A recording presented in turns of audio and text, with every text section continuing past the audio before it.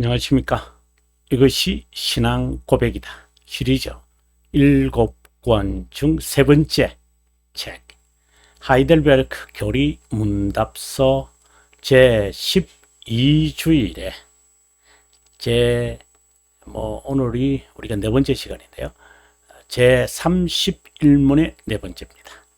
제12주일의 주제, 아마 오늘이 마지막 시간인 것 같은데, 12주일의 주제가 기름 부음 받은 자에 관한, 한마디로 그리스도에 관한, 삼중직에 관한 이야기죠. 제 31문의 내용의 네 번째입니다. 31문의 내용이 278페이지고요. 오늘 네 번째이면서 마무리하게 되어지는 게 288페이지가 되겠습니다. 자, 그러면 여러분, 저와 함께 278페이지로 가도록 하죠. 278페이지에 왔습니다.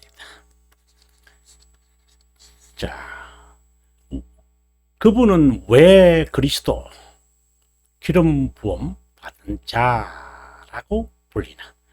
그분은 하나님 아버지에게서 임명받고 성령 하나님으로 기름 부음 받아서 우리의 선지자와 교사가 되는데, 그분은 우리의 구속에 관해 하나님의 비밀적 합의와 의지를 우리에게 완전히 계시한 분이다라고 되어 있습니다.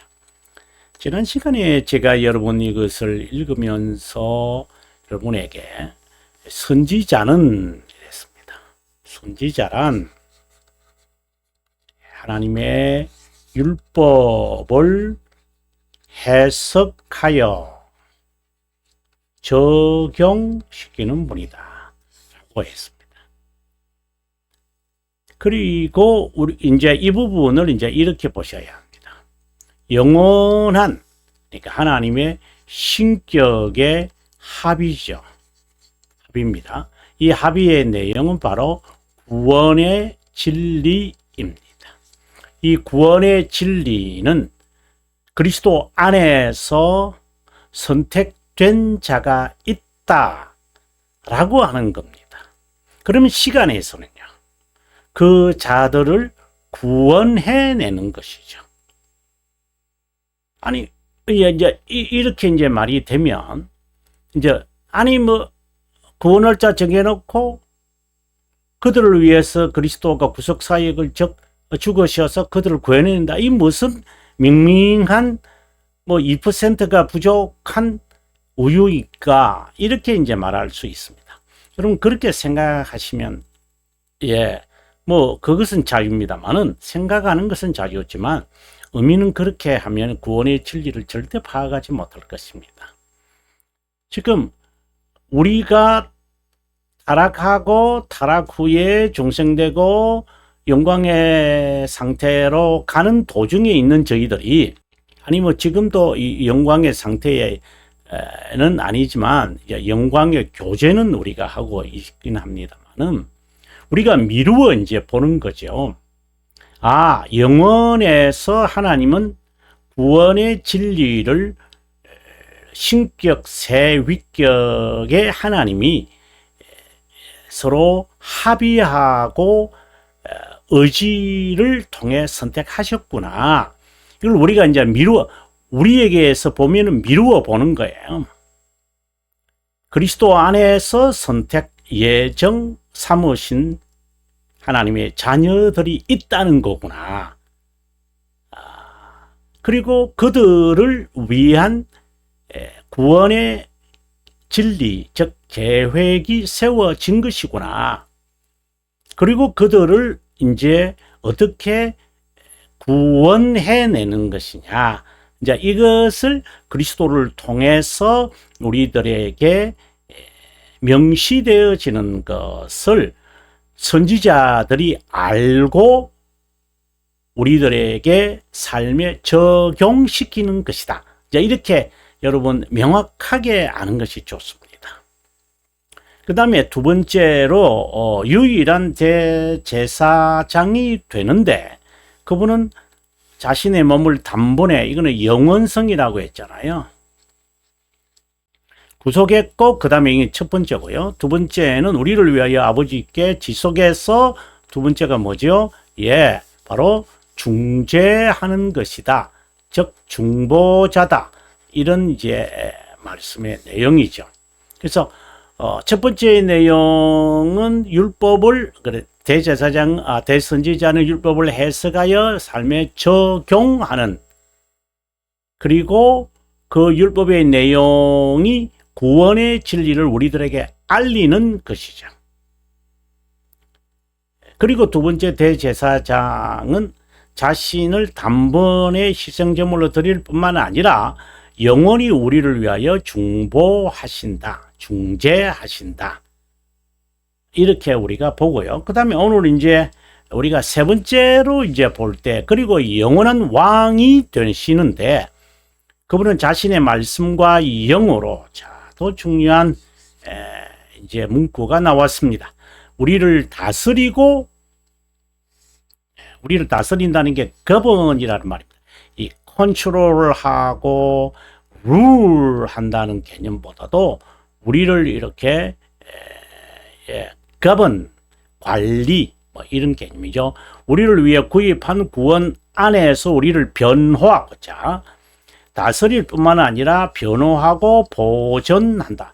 한마디로 말하면은 견인에 대한 고백이다. 그래서 2번은 속죄에 관한 것이고, 1번은 그러니까 대선지자는 선택에 관한 것이다. 이렇게 말을 해도 좋을상 싶습니다. 그리 큰 차이가 없는 것 같아요.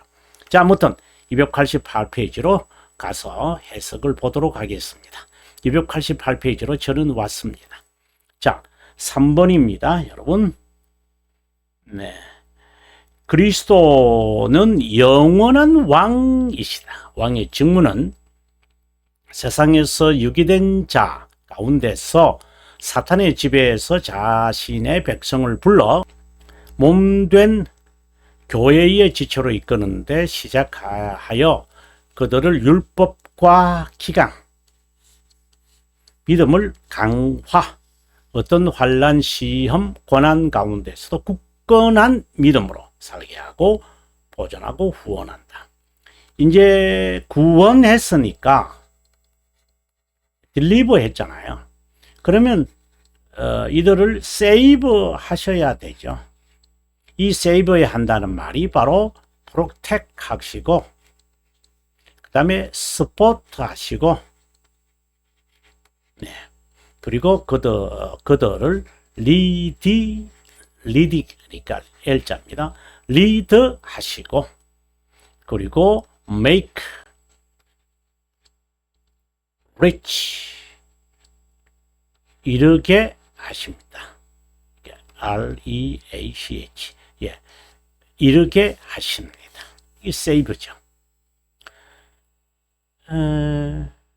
그리스도는 선지자로서 우리의 구원을 선포하고 가르치고, 제사장으로서 구속 사역에 자신을 희생 제물로 드리며 구입한 선택된 자를 위해 중보하는 동시에 왕으로서 선택된 자를 교회로 모아 이생에서 견인의 삶을 능히 감당하게 한다. 교회를 통해 그들을 선택에 적합한 자로 만든다. 아주 중요한 이야기를 또 언급하고 있습니다. 그러면 선지자로 할 때는 우리가 이제 역할로 이야기할 때 우리가 구별을 위해서 이것은 하나님 아버지, 여기는 하나님 아들, 그럼 왕은요, 여러분 아시겠죠? 예, 성령 하나님, 이런 어떠한 역할로 우리가 볼 수도 있을 것이다. 이렇게 봅니다. 자, 계속해서 갑니다. 성도는 이 생에서 죄의 잔재들과 영적 전투를 치른다. 죄의 속박과 지배에서 벗어났지만 여전히 정말 옛 선지, 옛 습성과 옛 사람의 관습이 전환된 의지를 부추겨 죄를 범하게 한다. 정말 죄의 잔재들. 이 안에 습관이에요. 습관이라고 저는 봅니다. 이게 안 변합니다. 그래서 저는 그 DNA다. 이 정말 이거 힘들다. 그래서 자기 부인과 십자가 지는 삶이 늘 있어야 한다. 그래야 온유와 겸손이 있을 것이다. 이럴 때마다 성도는 하나님의 은혜에서 멀어지는 듯 싶어 불안해하고 힘들어한다. 이제 확신이 이제 불안한 거야. 어떻게 본다면은 우리가 영어에 보면은 anxiety라는 말이 있습니다. anxiety입니다.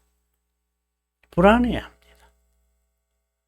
부르심을 받아 그리스도의 지체로서 교회에 가입하여 살아가더라도 이전에 그렇게 자신을 비참하게 하던 내적의 부패성인 게으름과 여러분 이거 정말 힘듭니다. 정말 여러분들에게 전해드리고 싶은 것은 전도서 7장 1절에서 14절에 보면 4가지 습성을 말합니다. 여러분 꼭 참고하시면 좋겠습니다. 이것을 이제 여러분 좀 설명을 들으시려면 제가 2024년도 3월 아마 이 3월 셋째 주이죠. 그래서 16일부터 시작을 해서 그 다음에 3월 19일까지 했던 그 새벽기도 설교가 있습니다. 녹음되어 있는데 여러분이 참고하시면 아마 이 부분을 알게 될 것입니다. 정말 하늘에 소망을 둔 사람들 6장 10절부터 12절에 정말 하늘에 소망을 두었느냐, 영원에 대한 신앙의 고백이 있느냐, 그렇다면 이 4가지 습성을 가져야 합니다. 그 중에 대표적인 게 뭐냐면 성급한 확신과 게으르지 마라 라는 것을 우리가 전도서에서 분명히 읽을 수 있습니다. 그러면서 점차 그 정체와 정도를 깨닫게 된다. 이것을 악의 삼총사라 부른다. 이 악한 것에 대한 영적 전투는 구원을 쟁취한다는 거나 구원을 얻는 조건이 아니라 자연스러운 귀결이죠. 교인은 그리스도께서 완결한 구속사역과 승리한 영적 전투를 신자가 하나씩 자신에게 실체화하는 과정이다. 구원을 못 만든다는 게 아닙니다. 교인은 구원을 얻기 위한 것이 아니라 겸손하게 하나님의 선택에 적합한 자로 만들어져 가는 과정이다. 토기로서 토기장의 손에서 만들어지는 과정이다. 선택된 자로서 중생의 경험을 한 자는 자연스럽게 거부하지 않고 이 과정을 힘들지만 감당해 지낸다. 이따금 유사한 상황에 부닥치면 불안과 염려, 앞서 말씀드렸다시피 anxiety가 있습니다. 정신장애까지 겪기도 한다. 아니면 어떻게 본다면 내가 유기된 자가 틀림없을 거야. 이 정도까지 우리가 바닥을 치거나 민낯의 모습을 봅니다. 하나님의 자녀로서 말씀과 기도와 성례로 이것은 이제 외적 수단이죠. 외적 수단인데 은혜 받는 다시금 힘을 얻고 그리스도의 보혈의 죽으심 순환과 순종 안에서 지속해 피난처를 찾아 위로받는다. 삶에 직면하는 악에 대항하여 다양하고 끊임없는 전투를 할 때 기쁘게 대처한다. 높은 산 정상에 오르는 것처럼 힘들지만 마침내 생존하여 그리스도를 만난다. 그래서 저는 이렇게 많이 강조합니다. 생존하라. 생존하라. 견인은 영원한 왕에게 복종하는 법을 배우는 과정이다. 그분이 모든 것을 알아서 할 것이기에 걱정 없이 태만하다면 구원파 이단과 다를 바 없다. 육체적 안정감과는 무관하고 오히려 겸손, 경건, 인내, 기쁨을 갖게 한다. 선택의 목적이 점과 흠이 없이 거룩함을 이루는 것이기에 이것을 아는 성도는 열심을 품고 부지런히 구원을 이루어 간다. 여러분, 그 선택의 확신, 이것은 다른 말로 어슈런스잖아요. 어슈런스를 어떻게 얻을 수 있어요? 이것은 성령 하나님께서 말씀을 통하여 우리들에게 확신을 주는 거잖아요. 그죠? 이 확실성을 주어서 확신을 하게 되죠. 근데 내가 성령의 확실성을 받아서 확신을 얻는지 어떻게 알아요? 그래서 결과로 우리가 아는 거죠. 그것을 알려면 여러분, 돌터레이터 1장, 우리 1장이 이제 선택에 관한 건데, 12항과 13항을 여러분 꼭 참고하시면 좋겠습니다. 여기에 보면은 네 가지 그 선택의 확신을 가진 자의 무료한 결실을 말하는데, 그 마지막 네 번째가 하나님을 향한, 하나님을 사랑하는 그 열정적 사랑이 있어요. 열정적 사랑이 있어요. 근데 만약에 그런 것이 없어요. 나는 그런 것도 없다 라고 한다면 여러분 16항을 참고하셔야 돼요. 정기적 수단을 꾸준하게 하셔야 돼요. 교회에서 제시하는 것 있죠. 정한 수단이 있어요. 그것을 규칙적으로 꾸준하게 하시는 것이 필요해요. 이것은 우리의 의무이지, 수단을 뭐 적당하게 한두 번 뭐 이렇게 뭐 내가 어쨌든 참석했잖아, 이제 이런 식으로 하는 것이 아니라 꾸준하게 부지런히 참여하고 그것에 순종하여 닮아가면, 아니 중간에 중도할 수도 있겠죠. 중도에 뭐 포기하겠죠. 그건 어쩔 수 없고, 하지만 하나님 제 마음에 이러한 결실은 없지만 그런 사람들이 그 정한 수단을 정기적으로 따르는 가운데 변화들이 있으리라고 저는 확신합니다. 선택의 목적은 이뿐만 아니라 하나님의 영광이고 자신의 양자로 삼는 데 있다. 하지만 허약한 성도가 견디기 어려운 유혹과 어려움에서 항상 완전한 확신을 가지지 못할 수도 있다. 견인의 확실성은, 이제 확실성이라는 말이 나오죠. 아주 중요한 계시입니다. 특이한 계시로 갖는 것이 아니라 믿음에 약속된 그 약속을 믿는 신앙에 근거하고 성령 하나님께서 하나님의 자녀이며 후사임을 증명하는 데서 일어난다. 영원한 왕이신 그리스도는 우리를 위해 구입한 구원 안에서 자신의 말씀과 영으로 아주 중요한 이야기가 이제 전개됩니다. 말씀과 영은 그분에게 속한 것이다. 그리스도는 영혼에서 선택한 자를 언약의 형식으로 신시간에서 불러 자기에게 접붙임 교회로 모이게 한다.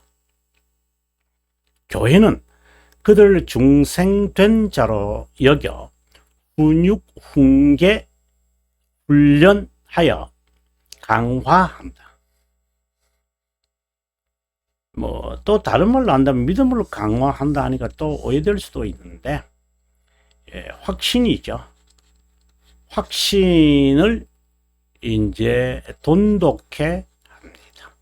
이렇게 이야기를 하는 것이 아마 좋을상 싶습니다.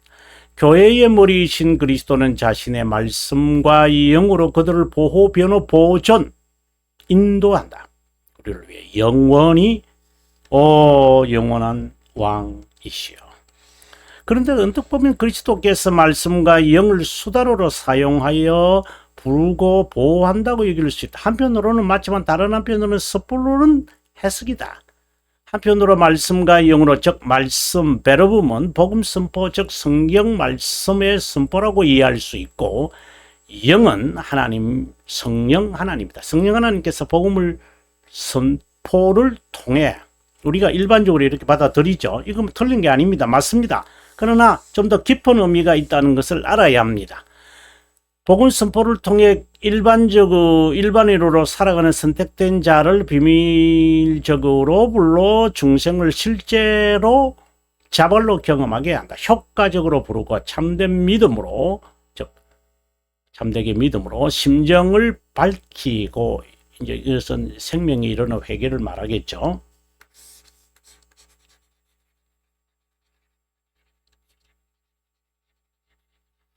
네, 76문입니다. 그렇죠? 하나님과의 교제를 이루는 거룩함을 이루어 가게 한다. 근데 복음 선포나 성경 말씀의 선포는 궁극적으로, 자, 이제 한편으로는 이제 복음 선포지만 또 한편으로는 다른 면이 있다는 겁니다. 말씀과 영어로 할 때 궁극적으로 그리스도를 향하여 간다. 왜요? 그리스도는 세르모님이기 때문입니다. 세르모니는 또 말씀이고 베르붐도 말씀입니다. 그 이야기를 제가 하고자 하는 겁니다. 말씀과 영에서 영은 성령 하나님을 의미하고 그분의 영이기에 문자적으로는 그리스도의 영이다. 이것은 그리스도가 성령 하나님을 지시한다는 의미가 아니라 그분을 증거하는 영이다. 당연히 말씀은 그분을 의미한다. 그래서 말씀과 영이란 그분을 증거하고 그분에게로, 그분에 대하여, 그분을 위하고 그분을 향한다. 이 부분을 이해하려면 여러분 이 부분들을 꼭 참고하셔야 합니다. 꼭 참고하셔야 됩니다. 이것을 충분히 이해하시려면. 그리스도의 영을 성령 하나님으로 보는 것은 하나님의 측면에서 육격의 동일 본질이고, 인간 측면에서는 사역의 구별이다. 왕의 권위로 그리스도께서 성령 하나님을 부른다는 것이 아니라 성령 하나님께서 그리스도를 증거한다는 의미로 그리스도의 영이라고 표현을 한 것이다. 아주 명확하게 밝힙니다. 말씀과 영으로 행하시는 사역을 볼 때 이 의미는 더욱 두드러진다. 그리스도와 교제, 자신을 충분히 효과적으로 계시하고 하나님의 뜻을 우리에게 계시하고 우리의 심정을 통치하고 우리를 효과적으로 부르고 우리를 거룩하게 하고 중생하게 하고 새로운 피조물이 되게 한다. 여러분, 말씀과 영으로 라고 하는 이 의미를 충분히 파악하셨는지요? 좀 도움이 되셨으면 좋겠고, 여기에 제가 언급된 이 부분들을 여러분 꼭 참고하셔서 정리가 되면 좋겠습니다. 예, 오늘은 여기로 이 마무리를 할 때 우리가 오늘 여기까지 하고요. 다음 시간에 페이지가 292페이지가 292페이지가 되겠습니다. 여러분, 다음 시간에도 이어서 기름 부음 받은 자, 그리스도의 삼중직을 이제 31문에서 언급을 했으니 32문에서는 우리는 그리스도를 따르는 그리스도인이잖아요. 그러면 이 의미는 뭔가? 정말 논리적으로 맞죠? 예, 다음 시간에도 함께 할 것을 약속드리고 남은 시간 행복과 보람이 있기를 바랍니다. 긴 시간 동안 함께 해주셔서 기쁩니다.